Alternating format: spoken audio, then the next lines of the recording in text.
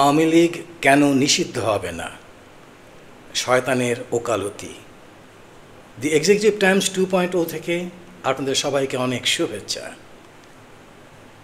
এই যে শিরোনামটা আমি দিয়েছি, এখানে এই শয়তানের ওকালতিটা ইংরেজি ফ্রেজ থেকে অনুবাদ করা হয়েছে। অবশ্যই এই ইংরেজি ফ্রেজে যেটা আছে ডেভিলস অ্যাডভোকেট, এটা এখানে ওই ওকালতিটা অ্যাডভোকেসির মানে চলে আসে, ওই নাউনে চলে আসে। এবং এই আমরা জানি, আপনারা জানেন, সবাই জানেন যে ডেভিলস অ্যাডভোকেট কখন বলা হয়, অর্থাৎ যখন একটা যুক্তি দিয়ে কোনো কথা বলা হয়, কেউ হয়তো কারো বিরুদ্ধে কিছু অভিযোগ উঠেছে এবং তার পক্ষ অবলম্বন করে যুক্তি দেওয়া হয়, অথচ তার পক্ষ নেওয়া হয় না। এই জাতীয় ব্যাপারে ডেভিলস অ্যাডভোকেট বলা হয়। অর্থাৎ আপনি নিজে এটা বিশ্বাস করছেন না, কিন্তু তবু সেই জিনিসটা মানে বলছেন যাতে আলোচনাটা এগিয়ে যায়, তার উত্তর যাতে মানে যিনি শুনছেন তিনি দেন এবং এভাবে আলোচনাটা এগিয়ে যায়। এইটাই আমরা জানি ডেভিলস অ্যাডভোকেট। আমরা কদিন আগে দেখলাম হিন্দুস্তান টাইমসে লিখেছে, হিন্দু টাইমস লিখেছে, বাংলাদেশে 26শে মার্চের আগেই, 26শে মার্চের মধ্যেই আর কি, এখানে খেলার মানে খেলা ঘুরে যাবে। এখন এই কথাটা বলতে খেলার কি করে ঘুরে যাবে, কিসের খেলা, এগুলো নিয়ে অনেকেই চিন্তা করতেন, মানে অনেকে বলেছেন, অনেকে ভেবেছেন যে হয়তো হাসিনা চলে আসবে 26শে মার্চের মধ্যে, অথবা ভারত সৈন্য পাঠাবে, এই জাতীয় কিছু, অথবা একটা কু হবে, সেই বেসিসে অনেকে কথা বলেছেন। এবং কোনো মানে গণমাধ্যমে, ভারতীয় গণমাধ্যমে দু একটা, সব না, দু একটা গণমাধ্যমে এটাও প্রকাশ পেয়েছে যে শেখ হাসিনা দিল্লিতে নেই। অবশ্যই দিল্লিতে যেখানে ছিলেন সেখানে নেই, এটা অনেকটা নির্ভরযোগ্য সূত্র থেকেই খবরটা পাওয়া, কিন্তু যেটা পরের কথা সেটা, এটার বিশ্বাসযোগ্যতা নিয়ে প্রশ্ন আছে। সেটা হলো যে শেখ হাসিনা এখন কলকাতাতে আছেন এবং বাস হয়ে গেল, কলকাতাতে আছেন এবং যখন তখন তিনি মানে ঢুকে পড়বেন। তো এই সমস্ত কথাবার্তা যেগুলো বলা হচ্ছে ভারতীয় মিডিয়াতে, এই প্রেক্ষিতে বাংলাদেশে যারা মানে ইউটিউবের বিদগ্ধ যারা মানে বক্তা আছেন, যারা কথা বলেন, তারা অনেক কিছু বলা শুরু করলেন, অনেক থিওরি দিলেন এবং এই বোধহয় কিছু একটা হতে যাচ্ছে, এই ধরনের কথাবার্তা। আসলে আমাদের জানতে হবে যে ভারতীয় যে মিডিয়া, মানে কয়েকটা মিডিয়া তো আমরা স্পেসিফিক্যালি জানি, তার মধ্যে আজ তক একটা, তারপর এই যে হিন্দুস্তান টাইমসের কথা বলছি এবং অন্যান্য যে সুন্দর প্রিন্ট মিডিয়া আছে, এরা মাঝে মধ্যে এইরকম আজগুবি খবর ছাপায় এবং সেই খবর ছাপিয়ে মনে হয় যেটা তাদের একটা উদ্দেশ্য, সেটি হলো যে দেখে যে কী রিয়াকশনটা আমাদের দেশে হচ্ছে এবং এই রিয়াকশন দিতে গিয়ে কোনো একটা ভুল করে কিনা এবং সেই ভুলের সূত্র ধরে হয়তো কিছু একটা সুযোগ তৈরি করা এবং কিছু একটা ঘটানো বাংলাদেশে, এইরকম একটা চিন্তা ওদের মধ্যে আছে। কিন্তু এটা অনেকে বলেন যে দাবার গুটি চালের মতো ব্যাপার, অর্থাৎ দাবার গুটি চালছে এবং খেলছে। আসলে এই খেলাটা সাকসেসফুল হবে না, তারা বোঝে না, কারণ বাংলাদেশের মানুষ তো আর বোকা না। তাদের জানা উচিত যে বাংলাদেশের এমনকি প্রত্যন্ত অঞ্চলে যারা আছেন এবং কি যাদের লেখাপড়া অত বেশি নেই, অর্থাৎ যাদের একাডেমিক যে ডিগ্রি এগুলো নেই আর কি, তারা পর্যন্ত আমরা দেখেছি শুধু গ্রামেগঞ্জে না, এই শহরেও, এখানে যারা রিক্সা চালান, যারা এই যে চা বিক্রি করেন, এরা মাঝে মধ্যে তারা আলাপ আলোচনা করেন এবং রাজনীতি নিয়ে, এবং তাদের চিন্তাভাবনাটা এত মানে বলা যায় যে বুদ্ধিদীপ্ত, যে মানে বুঝতেই পারা যাবে না যে তারা কিছু লেখাপড়া করেন না বা তারা জানেন না। তো সুতরাং এই জনতাকে বিভ্রান্ত করা একেবারেই সম্ভব না, এটা ভারতীয় বোঝা উচিত, অর্থাৎ ভারতীয় মিডিয়ার এদের বোঝা উচিত। এখন এই যে এই কথাগুলো বললাম যে এই কথাগুলোর কোনো ভিত্তি নাই, এখানে কিছু একটা হবে এটা কোনো ভিত্তি নেই। তবে ব্যাপারটা হলো যে আজকে অবশ্যই কালকের রাত্রে এখানে আবার ওই হিন্দুস্তান টাইমস লিখেছে এবং সেটা তাদের গা বাঁচানোর জন্য তারা বলছে যে এই যে হাসনাত যে স্টেটাসটা দিয়েছিল তার মানে বিপক্ষে, সেটি বিপক্ষে না আমি বলবো না, সম্পূরক হবে, সে তো আর ওইভাবে বলেনি, এবং দু একটা জায়গায় হয়তো কমেন্ট করেছে জিনিসটাতে এইভাবে বলা উচিত না। এই যে সার্জিস আলম যেটা বলেছে সেই কথাটা তারা বলছেন এই হিন্দুস্তান টাইমস, এইটাই হলো খেলা শুরু, অর্থাৎ মানে নিজেদের মধ্যে ভাঙন ধরেছে আর কি, এই কথাটা বলতে যাচ্ছি, খেলা শুরু হয়েছে। এখন আমরা ওই কথা, ওদের কথা নিয়ে আমি মানে আজকের এই ভিডিওটা করছি না।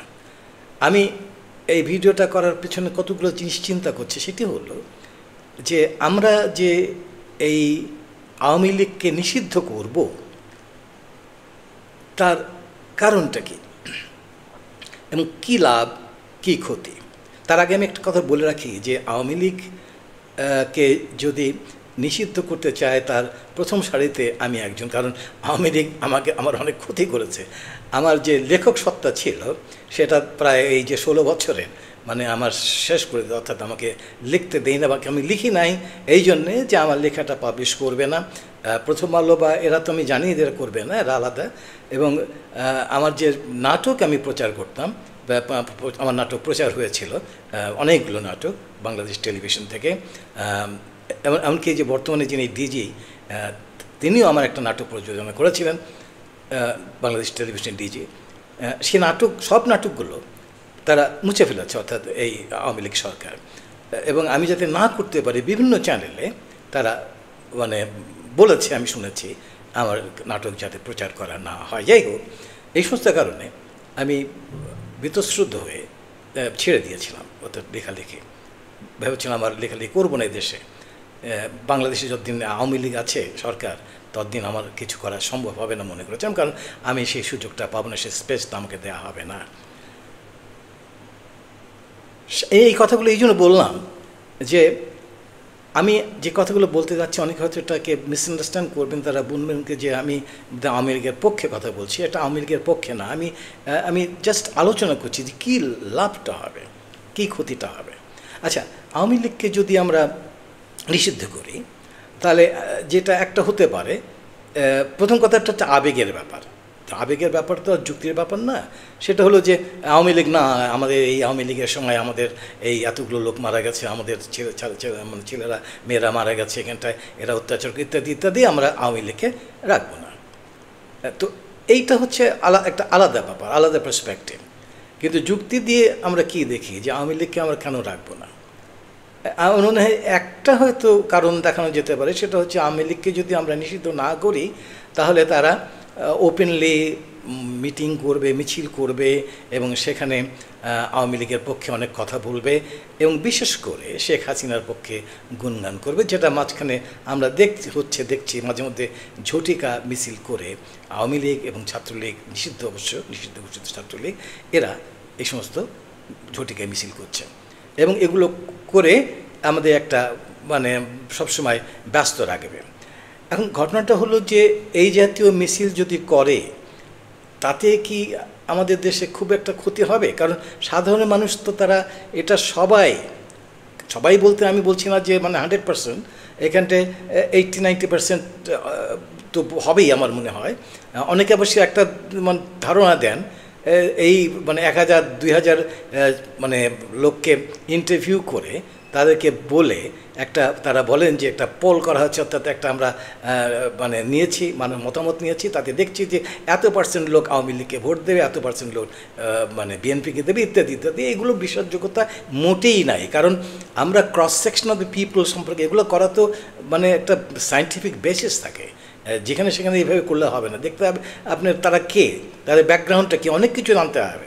আপনি যদি আওয়ামী লীগে যারা করে বা আওয়ামী লীগের প্রতি যাদের খুব একটা নমনীয়তা আছে তাদেরকে নিয়ে যদি আপনি এরকম একটা সার্ভে করেন তাহলে তো ন্যাচারালি আপনি বেশিরভাগ লোক কি পাবেন তারা আওয়ামী লীগ করছে, এবং তারা বলবে যে হ্যাঁ আওয়ামী লীগ এত পার্সেন্ট লোক তারা আওয়ামী লীগকে সাপোর্ট করে। অনেকে বলেন যে আগে আওয়ামী লীগ 20-30% ভোট তারা পেত, দেখান যে 30% ইত্যাদি।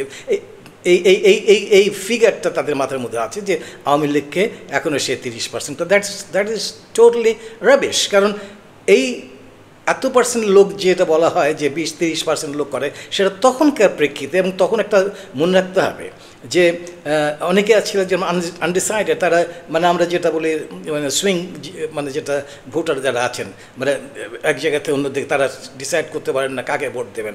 এবং তখন যখন দেখেন যে বিএনপির হয়তো ভুলগুলো আছে বা অন্য একজন কোনো পার্টি যদি থাকে যেখানে জামাত ইসলাম, তাদের এই সমস্ত ভুলগুলো আছে, সুতরাং তারা তখন ওই আওয়ামী লীগকে ভোট দিচ্ছেন। এই জাতীয় মানে অনেক ব্যাপার ঘটে, আমরা জানি। তো সেক্ষেত্রে এগুলোকে নিয়ে আপনি একটা ক্যালকুলেশন করে আপনি বলেন যে এত % লোক আওয়ামী লীগকে ভোট দেয়, তো দ্যাট ইজ টোটালি রং। আপনার মনে রাখতে হবে যে একটা বিশাল কিছু ঘটনা ঘটে গেছে বাংলাদেশে, এবং আওয়ামী লীগের এই যে 16টি বছর যে তাদের নির্যাতন, এবং তারা যেভাবে স্টিম রোলার চালিয়েছে আমাদের সব জায়গায়, যেভাবে মানে সব বলতে আমি আমাদের যে সমস্ত ক্ষেত্র আছে অর্থনৈতিক এবং মানে শুধু অর্থনৈতিক না, রাজনৈতিক, সবগুলোতেই তারা সেটাকে দূষিত, কলঙ্কিত করে ফেলেছে। অর্থনীতিকে তো ধ্বংসই করে দিয়েছে, একেবারে ধ্বংস করাচ্ছে। আমরা কিছুদিন আগে আনন্দবাজার পত্রিকাতে আমরা দেখেছিলাম, প্রথম যখন এটা হয়, অর্থাৎ এই বিপ্লবটা যখন সংগঠিত হলো, তার কিছুদিন পরেই আনন্দবাজার পত্রিকাতে এসেছিল যে বাংলাদেশ তো যে অবস্থা, তাতে বাংলাদেশ টিকতে পারবে না, কারণ এরা যে অর্থনৈতিক যে অবস্থা, এরা তো পাকিস্তান, শ্রীলঙ্কার চেয়ে অনেক খারাপ অবস্থায় চলে যাবে।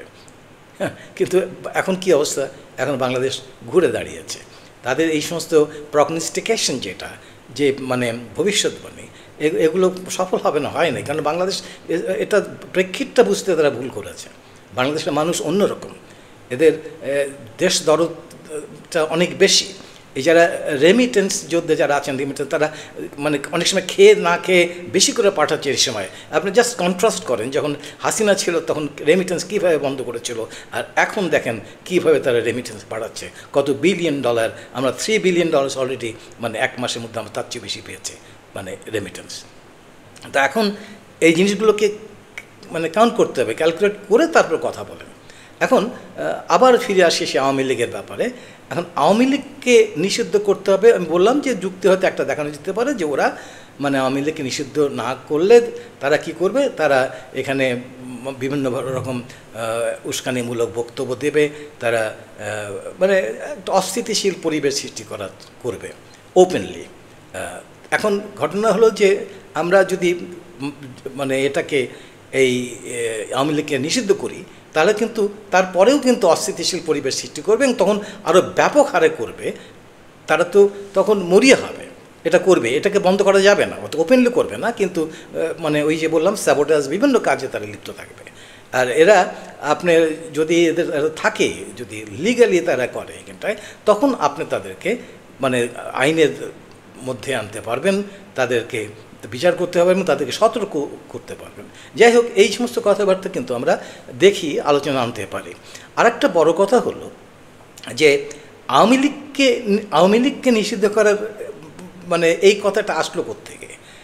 জুলাই যে রেভলিউশন যেটা হলো, তার আমরা যদি প্রেক্ষিতটা বিচার করি এবং তার ব্যাকগ্রাউন্ডটা দেখি, সেখানে কিন্তু কখনোই বলা হয় নাই আওয়ামী লীগকে ব্যান করা হোক।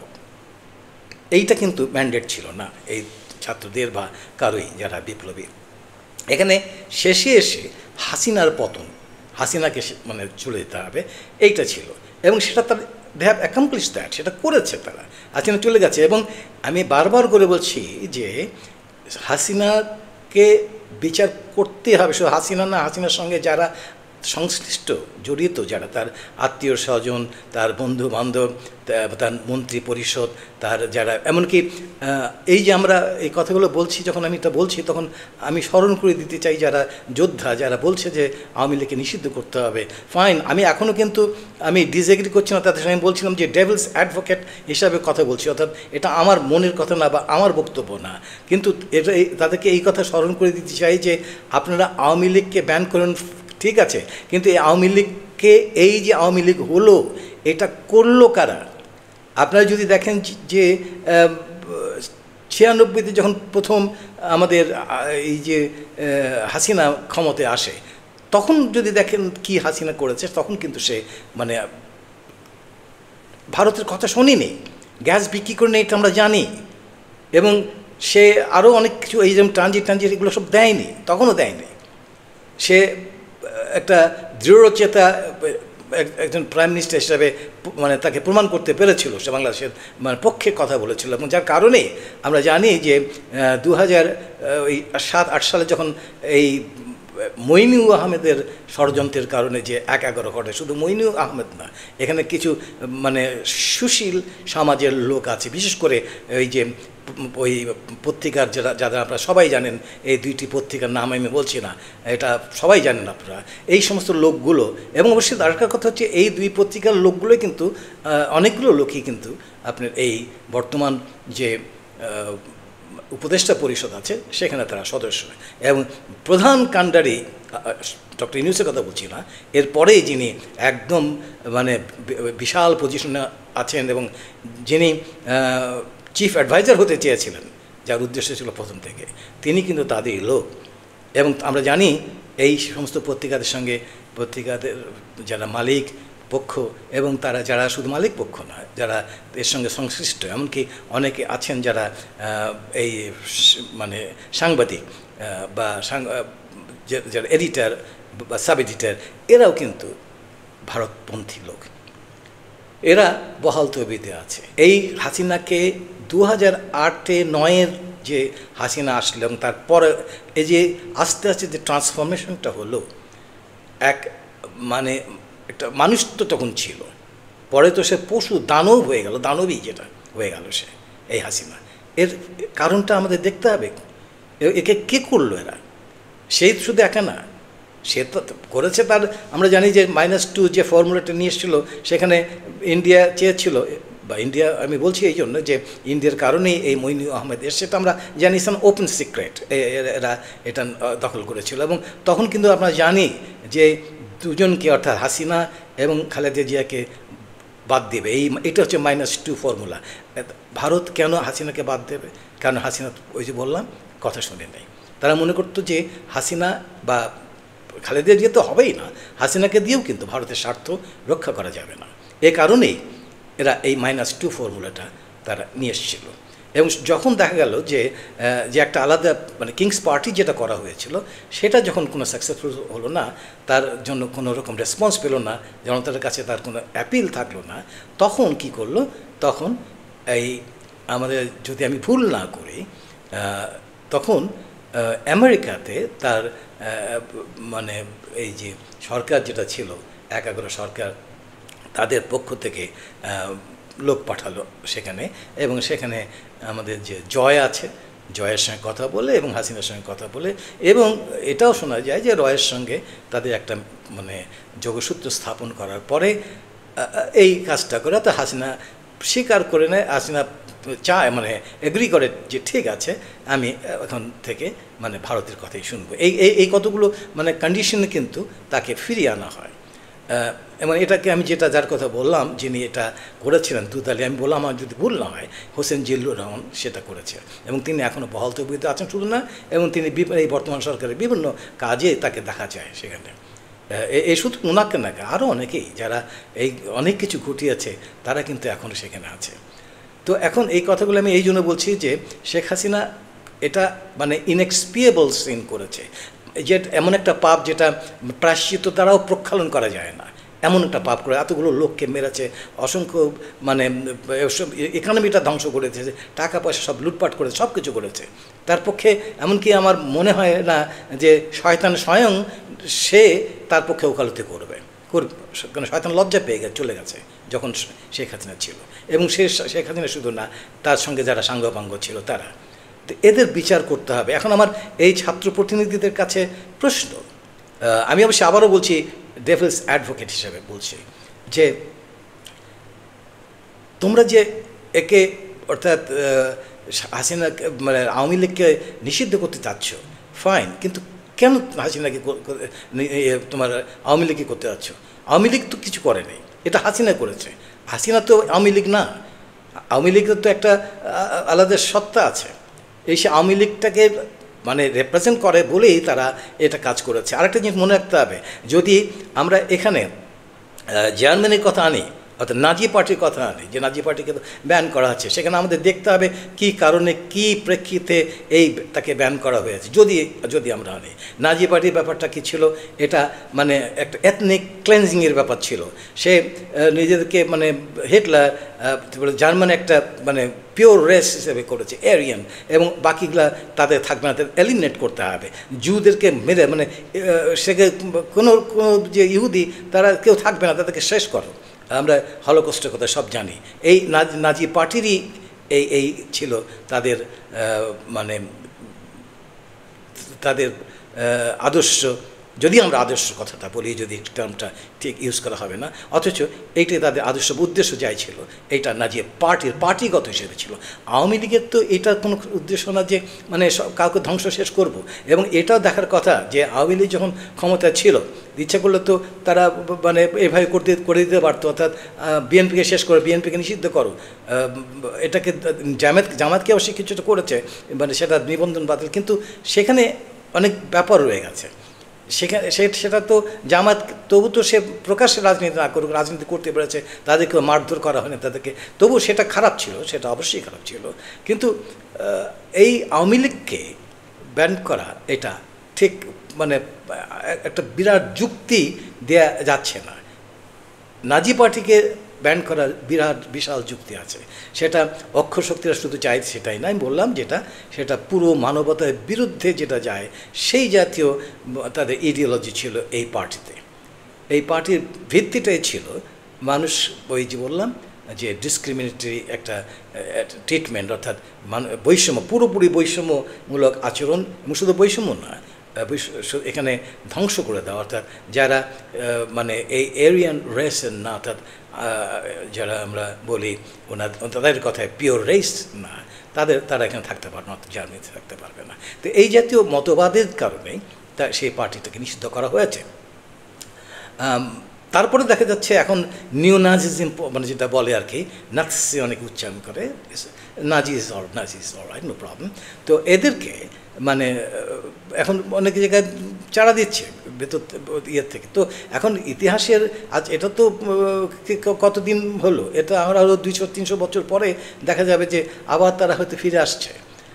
আমি এই কথাগুলোর অবতারণা করছি এই কারণে যে আমি জানি বাংলাদেশের বেশিরভাগ লোক যেটা বোঝে যাচ্ছে, এটা জরিপ করা হয়নি, আমি জরিপ করিনি, সুতরাং আমি এটা হলপ করে বলতে পারবো, তবু আমার মনে হচ্ছে সেটা হচ্ছে বেশিরভাগ লোক চায় আওয়ামী লীগ নিষিদ্ধ হোক। কিন্তু আমার এটাও মনে হয় এই বেশিরভাগ লোকের অনেক বড় অংশই তারা জানে না কেন তারা চায়, কেন আওয়ামী লীগকে নিষিদ্ধ চায়। তারা হয়তো মানে মনে করে যে আওয়ামী লীগ সমান শেখ হাসিনা বা শেখ হাসিনা সাগরেতরা, এটা মনে করছে, এবং হয়তো তাই মনে হয়, সে কারণে তারা মনে করছে যে আওয়ামী লীগ নিষিদ্ধ হবে। কিন্তু এ তো তা না। এখন এই প্রসঙ্গে কথা বলতে গিয়ে সার্জিস আলমের হাসনাতের কথাটা আসে, যেটা নিয়ে অনেক হইচই হলো। হাসনাত যেটা বলেছে, হাসনাত আবদুল্লাহ, সে তার পোস্টে বলেছে যে তাকে ডাকা হয়েছিল ক্যান্টনমেন্টে। সেখানে সে অবশ্যই মেনশন করেনি যে কে তাদেরকে বলেছে। পরে অবশ্যই সার্জিস যেটা পোস্ট দিয়েছে তাতে বোঝা গেছে যে এটা আর্মি চিফ অর্থাৎ সেনাপ্রধান জেনারেল ওয়াকার সেখানে ছিলেন এবং তিনি কথাবার্তা বলেছেন। এখন হাসনাতের কথাতে যেটা এসছে সেখানে দেখা গেছে যে আর্মি চিফের সম্পর্কে তার যে বক্তব্যগুলো সেটা একটু মানে আনফ্রেন্ডলি বলবো, এটা রুড বলবো না, একটু মানে একটা অত বন্ধুসুলভটা হয়নি। এবং এই জিনিসটাকে গ্যাপটাকে দূর করার চেষ্টা করেছে সার্জিস আলম। সেখানে তার কথাটা মানে যেটা আমাদের সেনাপ্রধান বলেছেন সেটাকে সে মানে বলতে চেয়েছে যে না, তিনি এটা বলেন নাই, এইভাবে বলেন নাই।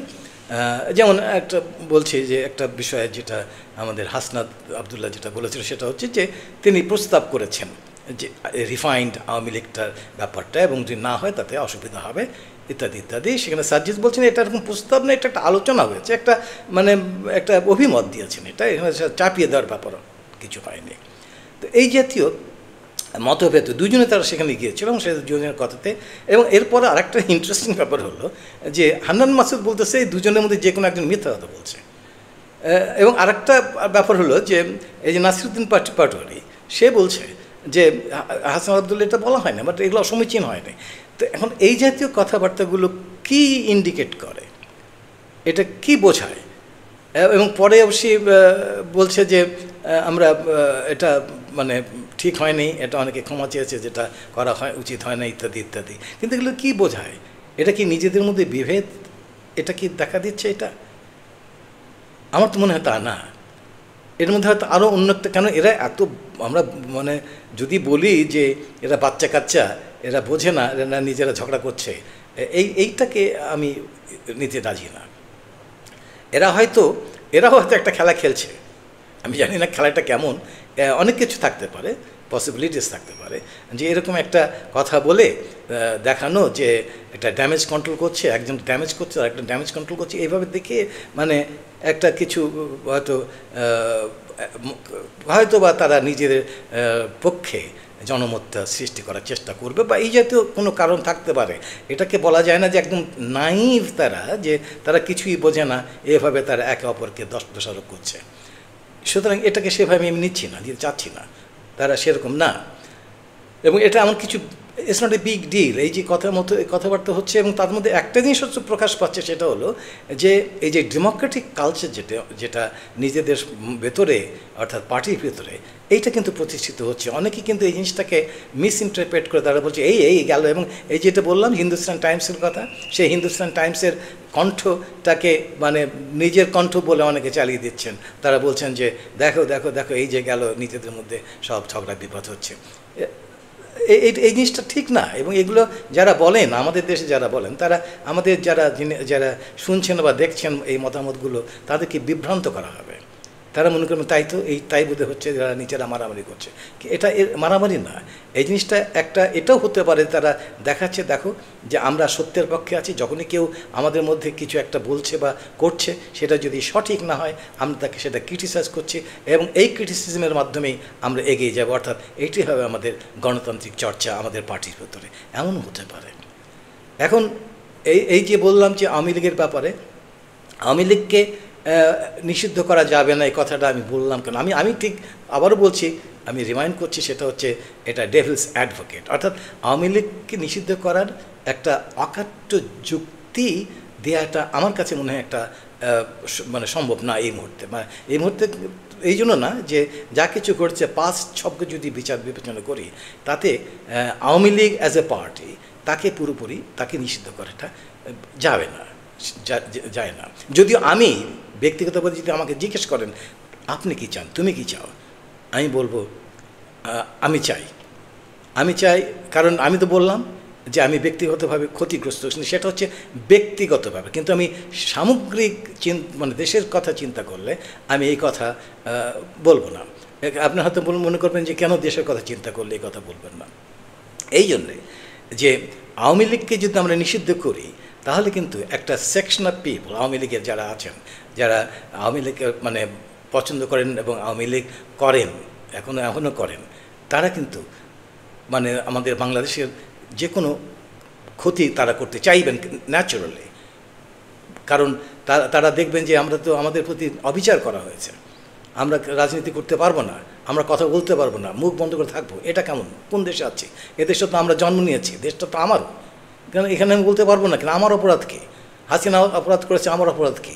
এই প্রেক্ষিতে একটা কথা বলছি, ওই যে হাসনাত যেটা বলেছিল এবং পরে সার্জিচও বলেছে, সেটা হচ্ছে যে সেনাপ্রধানের যে রিফাইন্ড আওয়ামী লীগের কথা, অর্থাৎ তাকে সেটা পুনর্বাসনের কথা, এখানে সেই প্রসঙ্গে বলছি যে উনি যেটা যদি বলে থাকেন, কেন অনেকে বলছেন যে এটা কতটা সত্য, কারণ একে অপরকে কন্ট্রাডিক্ট করছে, সুতরাং কতটুকু সত্য, কী সত্য এটা। আর তাছাড়া নেত্র নিউজ থেকে একটা সংবাদ এসছে যে তারা নাকি আর্মি থেকে তারা বলেছে এগুলো একটা মানে গল্পের মতো আর কি।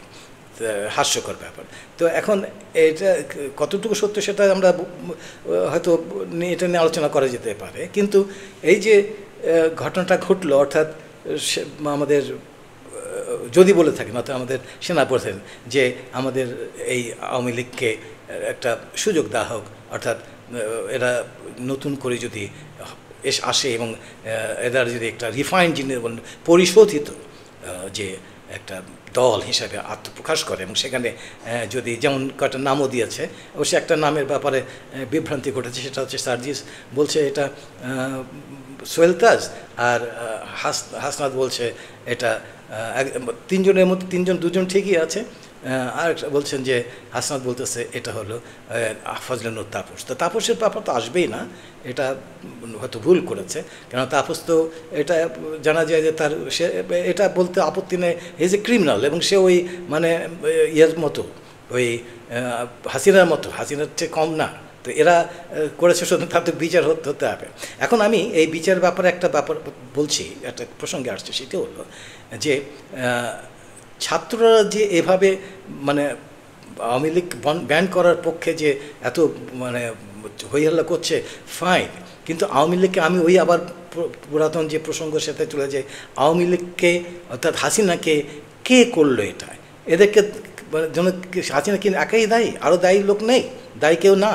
এখানে আমরা দেখছি যে অনেক মিডিয়ার লোক, তারা মিডিয়ার মালিক যারা আছে, অর্থকর্তা, যারা ইন্ডাস্ট্রিয়ালিস্ট যারা আছে, তারা অনেকেই তাকে, আমরা এগুলো জানি, তারা তাকে সমর্থন করে, শুধু সমর্থন না, তাকে উৎসাহিত করেছে, তাকে বলছে 1000 বছর তো সে থাকবে এখানটায়, শেখ হাসিনা সরকার বারে বারে দরকার, এই জাতীয় বিভিন্ন কথা বলছে ওপেনলি, তার এবং শুধু তাই না, এবং অর্থ দিয়ে বিভিন্নভাবে তাকে সাহায্য করেছে। এবং এই যে মানে একটা ডিমন তাকে করা হলো, এর পেছনে আরও অনেক কারণ আছে। আমরা যদি আরেকটু ব্যাকে যাই, শুধু এখন না, এই 2008 পরের না, তার আগের থেকেই কিন্তু এই প্রসেসটা শুরু হয়েছিল।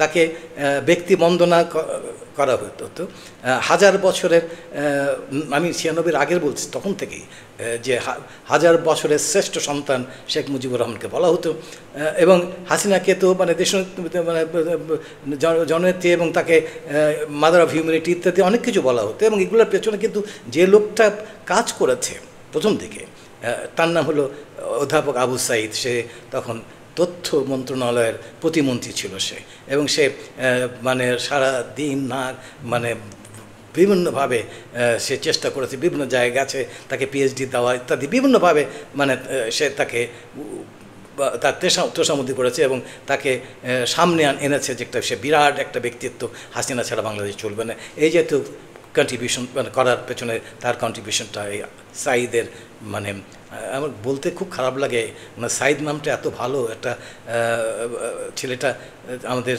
মানে প্রথম যে মানে আমাদেরকে যে উন্মাদনা, অন্তত আমার ব্যক্তিগতভাবে যে আমি মানে এত বেশি এরকম অনুপ্রাণিত হয়েছিলাম, সেটা হচ্ছে সাঈদের তার যে আত্মত্যাগ। তো সেই সাঈদ নামটা যখন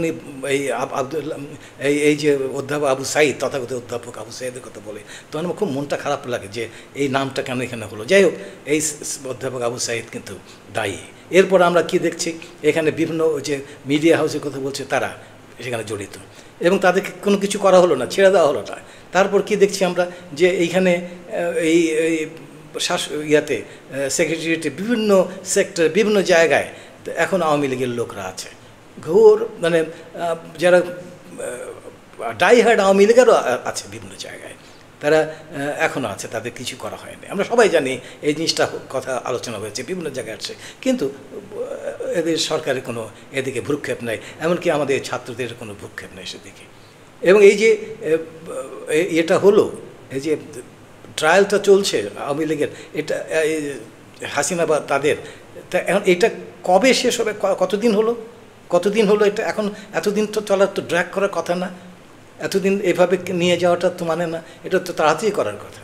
এটাকে এখনও শেষ করেন, এবং এটা আলটিমেটলি হবে কিনা এ নিয়ে অনেকে প্রশ্ন তুলছেন, এবং এটা যথাযথ প্রশ্ন আসছে, কারণ এর পিছনে কোনো কিছু থাকতে পারে, কিন্তু কোনো হাত থাকতে পারে, রহস্যময় হাত থাকতে পারে।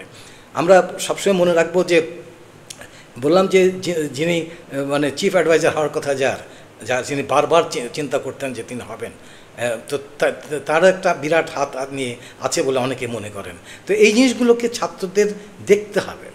আসিফ মাহমুদ সজীব ভূঁইয়া সে একটা তার প্রথমে পোস্টে দিয়ে দিল যে আমাদের ইউনূসকে, ডক্টর ইউনূসকে এখানে আনার ব্যাপারে আমাদের সেনা প্রধানের আপত্তি ছিল, এবং আপত্তিটা কি তিনি বলেছেন যে এটা কি ঠিক হবে, কনভিক্টেড লোক একজন, তার কেস আছে, সেটা কি ঠিক হবে। এই আসিফ মাহমুদ খান অনেক দিন পরে, এতদিন পরে সেটা আনলো কেন, এতদিন পরে কেন, কি কারণে? আমাদের হাসনাত আবদুল্লাহ তো 10 দিন পরে কথাটা বলেছে, চিন্তা করে, সে নিজেও বলেছে আমি চিন্তা করেছি, আমার মাথায় বুঝতে পারি না কী হবে না হবে, এটা বলতে রাখতে পারে না। কিন্তু এটা তো বিশাল ব্যাপার, কীভাবে মানে এই কথা বললো আমাদের সেনাপ্রধান, এই জিনিসটা তো আগে বলেনি সে। এবং সেখানে সেনাপ্রধান যদি তাকে না দিতে চায়, অর্থাৎ আমাদের ডক্টর ইউনূসকে, তাহলে কাকে দিতে চাইছিল সেটাকে স্পষ্ট করে সে বলছে না, সে বলছে না। সেখানে তো নিশ্চয়ই আসিফ নজরুল এটা ক্লিয়ার, এবং সেই এর পেছনে, এবং এটা অবশ্য সে বলেছে যে সেনাপ্রধান যখন ডক্টর ইউনূসকে আনার কথা, তখন আসিফ নজরুল বলেছে তিনি আসবেন না। তাকে জিজ্ঞাসা করে বলে তিনি কি আসবেন, তিনি আসবেন না, এই জাতীয় সে কথা বলেছে। তো এতে অনেক কিছু ইঙ্গিত পাওয়া যায়। তো এই কথাগুলো অনেক পরে, এতদিন পরে কেন? আমরা যখন এই কথাগুলো প্রথমে বলছিলাম, এই উপদেষ্টা পরিষদ হলো সব কিছু, তখন আসিফ মাহমুদ তো মানে বারবার বলতো ওনাকে আমরা পাশে পেয়েছি ইত্যাদি ইত্যাদি, অনেকভাবে তিনি মানে কথা বলেছেন। এখন কেন এগুলো কথা বলছেন? তো এই কথাগুলো মানে আছে নাকি? আর তাছাড়া এই যে এটাতে যদি উনি এই যে আমাদের সেনাপ্রধান সম্পর্কে যদি একটা বিরূপ মানে একটা ধারণা সৃষ্টি করার চিন্তা করেন, তাহলে মনে বলবো তিনি ফেল করেছেন। এই জন্য ফেল করেছেন যে এতে সেনাপ্রধানের বিরুদ্ধে কোনো মানে মত আসবে না, অর্থাৎ তাকে কেউ খারাপ বলবে না, কারণ দ্যাট ওয়াজ এ ফ্যাক্ট।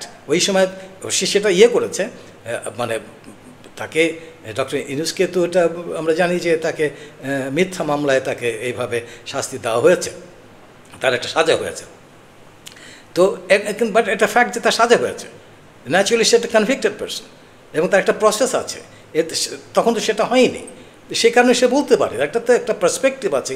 কেন বলতেছে এটা এই জন্য বলা যে তিনি ডক্টর ইউনূসকে পছন্দ করেন তা তো না, কিন্তু তার পেছনে একটা কারণ আছে, এই কথাটা উনি বলেছেন। এবং তারপর বলছেন যে বুকে চাপাতে, কারণ বুকে চাপাতে বুকে পাথর চাপা দেওয়াটা মানে কি, অর্থাৎ এটা আমি নিতে পারি না, অথচ আমাকে বাধ্য হয়ে নিতে হচ্ছে তোমাদের কথাতে, সুতরাং তিনি অ্যাকসেপ্ট করেছেন। এবং এই যে বুকে পাথর চাপার ব্যাপারটা হলো যে এটা তিনি নিজেও মনে করেছেন যে এটা হয়তো ঠিক হবে কি হবে না, নাও হতে পারে, কারণ তার বিরুদ্ধে তো একটা কেস আছে, তিনি তো শুধু কেস না, তিনি কনভিক্টেড, যে কথাটা বলছেন দ্যাটস ট্রু হয়েছে। তো এই জিনিসটা তো তিনি বলতেই পারেন। তো সেই কথাটা বলার কারণটা কি, এতদিন পরে সামনে আনার দরকারটা কী আছে? তো এই কথাগুলো আমি এই জন্য বলছি যে জিনিসটা ঘোলাটে করে তো লাভ নেই। আমি এই এখন ডেভিলস অ্যাডভোকেট আমি আর নেই, এখন ছেড়ে দিলাম, দিয়ে আমি এটা বলছি ঠিক আছে, আওয়ামী লীগকে যদি ব্যান করার দরকার লাগে, ব্যান সবাই যদি চায় করুক, এটা কোনো অসুবিধা নেই, করুক, কিন্তু এটা নিয়ে তো জল মানে ঘোলা করার কোনো কারণ নেই। মনে রাখতে হবে যে আমাদের বড় শক্তি হলো ইউনিটি, একতা। আমরা সবাই একতাবদ্ধ থাকব, আলোচনা হবে, আমাদের মধ্যে মতভেদ হবে, বিভিন্নভাবে আমরা বিভিন্ন জিনিসটাকে উপস্থাপন করব, কিন্তু at the end of the day আমরা সবাই কিন্তু ওই একই, অর্থাৎ আমরা বাংলাদেশি, আমরা এক, এবং আমাদের যে কোনো বিপদে আমরা একসঙ্গে সেটা ফেস করব। এই যদি উদ্দেশ্য, এইটা যদি আমরা প্রত্যয় হয়, দৃঢ় প্রত্যয় হয়, তাহলে আমি বলবো যে বাংলাদেশকে কেউ কিছু করতে পারবে না, নট ইভেন ইন্ডিয়া। ইন্ডিয়া চাইলেও কিছু করতে পারবে না। ইন্ডিয়া ভালো করেই জানে যে এইভাবে কোনো একটা দেশকে মানে সৈন্য ঢুকিয়ে দখল করা এটা সম্ভব না, এটা এইভাবে করা যায় না। আধুনিক বিশ্বে আমি এর আগেও বলেছিলাম যে এটা সম্ভব না, কারণ অনেকগুলো ফ্যাক্টরস থাকে এখানে। চায়না ফ্যাক্টর, পাকিস্তান ফ্যাক্টর তো আছেই, সবচেয়ে বড় ফ্যাক্টর হচ্ছে বাংলাদেশের জনগণ। ওই যে বললাম, যারা যদি এক হয়, তারা হয়তো আমাদের তো অনেক আমরা স্যাক্রিফাইস করেছি, আমাদের সন্তান শেষ হয়ে গেছে, আমাদের ভাইরা মারা গেছে, এই ছেলেরা ছাত্ররা তাদের অনেকে পঙ্গু হয়েছে, এত কিছু, তারপরে কিন্তু তারা এক হয়ে আছে, তারা রাস্তায় বেরিয়েছে। পঙ্গুদের যারা মানে হয়েছে, যারা মানে আহত যারা, বিভিন্নভাবে আহত যারা, এই সমস্ত ছেলেরা বেরিয়ে তারা বলছে যে আমরা আবার যুদ্ধ করব, আমরা কোনো অসুবিধা নেই, আমাদের হাতে অস্ত্র দিলে আমরা যুদ্ধ করতে রাজি আছি। সুতরাং এই যে মনোবল, যে দেশের, যে সমাজের, যে জাতির যে মনোবলটা, যেখানে আমাদের একতা রয়ে গেছে, সেখানে কিন্তু এই ভারত হোক আর এই আমেরিকাই হোক, যেই হোক, এরা কিছু করতে পারবে না, সম্ভব না। আবারও দেখা হবে।